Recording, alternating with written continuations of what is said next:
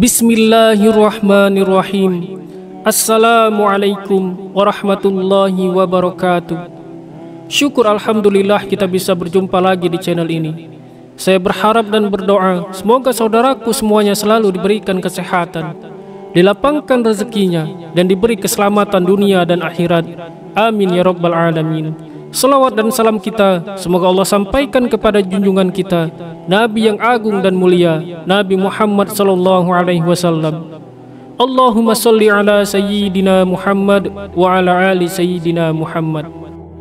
Saudaraku yang dirahmati Allah subhanahu wa ta'ala, pada video kali ini kita akan membahas mengenai kisah sahabat Nabi yang bernama Sya'ban, yang menyesal saat sakaratul mautnya.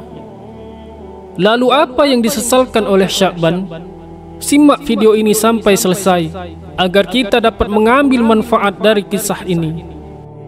Kisah inspiratif ini lahir dari seorang sahabat Nabi yang bernama Sya'ban.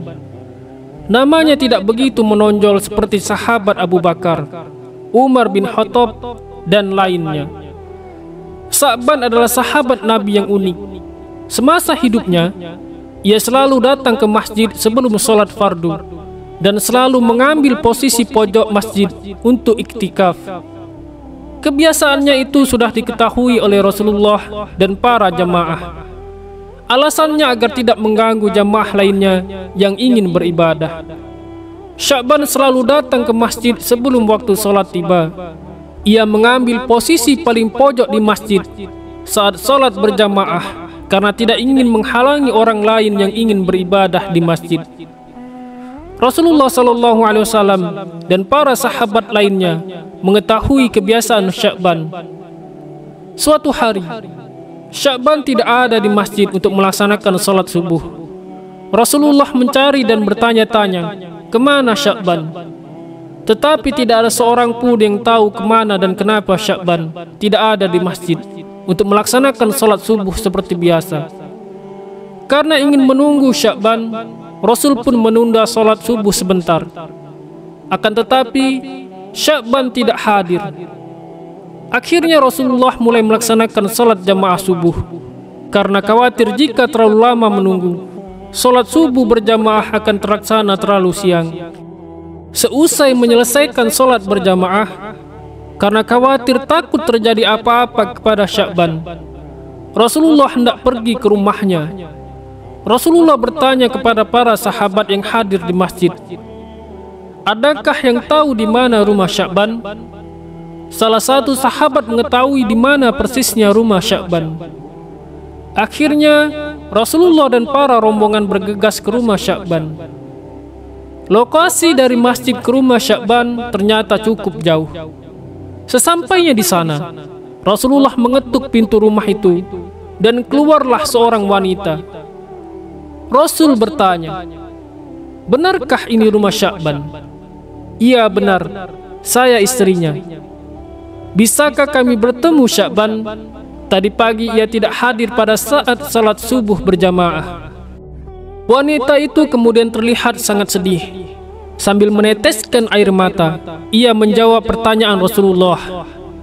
Mohon maaf ya Rasulullah, ia sudah meninggal tadi pagi, tepatnya sebelum azan subuh.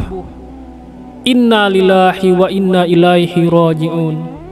Semuanya terkaget setelah mendengar kabar bahwa Sya'ban telah wafat. Selang beberapa saat, sang istri mengajukan pertanyaan kepada Rasulullah. Ya Rasulullah, ada sesuatu yang ingin saya tanyakan kepada engkau. Rasulullah pun menjawab, silakan, apa yang hendak ingin kau tanyakan? Sebelum ia meninggal, ia berteriak 3 kali dengan kalimat yang berbeda. Dalam masing-masing teriakan ia berkata, aduh, mengapa tidak lebih jauh? Aduh, mengapa tidak yang baru? Aduh, mengapa tidak semuanya?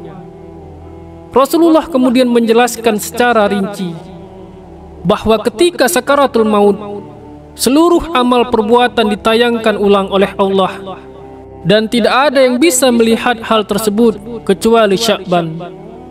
Teriakan pertama, aduh, mengapa tidak lebih jauh? Dalam penayangan itu, Sya'ban menyaksikan suatu amal yang biasa ia lakukan, yaitu perjalanan ke masjid untuk melaksanakan sholat berjamaah. Dari penayangan itu, Sya'ban diperlihatkan ganjaran yang ia peroleh di setiap langkah kakinya. Saat berteriak timbul penyesalan dalam dirinya. Andai saja rumahnya dengan masjid bisa lebih jauh lagi, tentu pahala yang ia dapatkan akan lebih berlipat ganda. Teriakan kedua, aduh, mengapa tidak yang baru? Pada saat penayangan ini, Sya'ban diperlihatkan momen ketika hendak ke masjid, yang pada saat itu musim dingin. Angin tersebut menghembuskan hawa dingin sampai menusuk hingga tulang. Akhirnya Sya'ban kembali ke rumah untuk mengambil outer. Ia sengaja mengenakan baju baru di dalam dan mengenakan baju jelek di luar, karena agar ketika terkena kotoran di jalan, baju barunya masih bersih dan masih bisa dipakai untuk sholat jamaah. Di perjalanan, ia menemukan seseorang yang kedinginan. Kemudian ia berikan baju kepada orang tersebut dan menuntunnya ke masjid. Orang itu selamat dari kedinginan dan bisa melaksanakan sholat berjamaah. Dalam hal ini, Allah memperlihatkan ganjaran untuk Sya'ban yang telah memakaikan baju jelek kepada orang tersebut. Dan kembali timbullah rasa penyesalan dalam diri Sya'ban. Andai ia memakaikan baju barunya kepada orang tersebut, tentulah pahalanya akan lebih besar.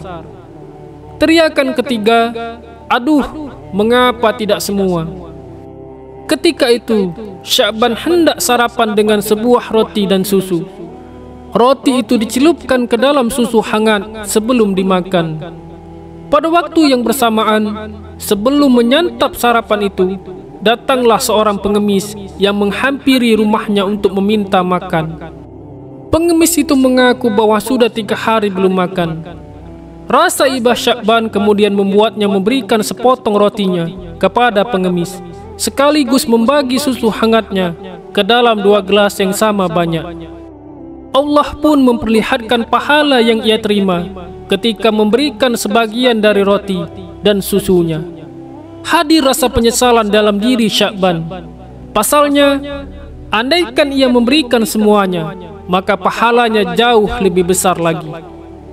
Saudaraku yang dirahmati Allah Subhanahu wa Ta'ala, apa yang dapat kita ambil dari kisah ini?